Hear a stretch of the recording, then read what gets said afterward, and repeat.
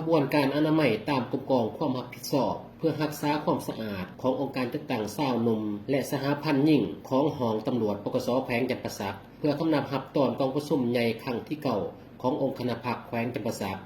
องค์การจัดตั้งสาวหนุ่มแม่หญิงของห้องตำรวจปกสแขวงจำปาสักสร้างขบวนการอนามัยร่วมตามกฎกองความรับผิดชอบให้มีความสะอาดสวยงามเพื่อกำนับรับตอนกองประชุมใหญ่ครั้งที่เก่าขององค์คณะภาคแขวงจำปาสักที่จะได้จัดขึ้นในม.นี้ท่านร้อยเอกค่อนแก้วแสงสว่างเลขาสาวหนุ่มห้องตำรวจปกสแขวงจำปาสักได้ให้สัมภาษณ์ว่าสวัสดีข้าพเจ้าร้อยเอกค่อนแก้วแสงสว่างเลขาสาวหนุ่มของตำรวจปกสแขวงจำปาสัก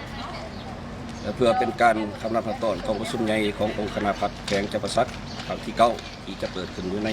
ม.นี้ทั้งองค์การจัดตั้งมหาชนสาวหนุ่มแม่หญิงของตำรวจปกสแขวงจำปาสักได้พร้อมกันสร้างขบวนการเอาให้งานอนามัยร่วมตามขอบเขตกรมกองเพื่อเป็นการรักษาความสะอาดงามและความเจริญห้อยในนี้จำนวนคนเขารวมทั้งหมดเป็น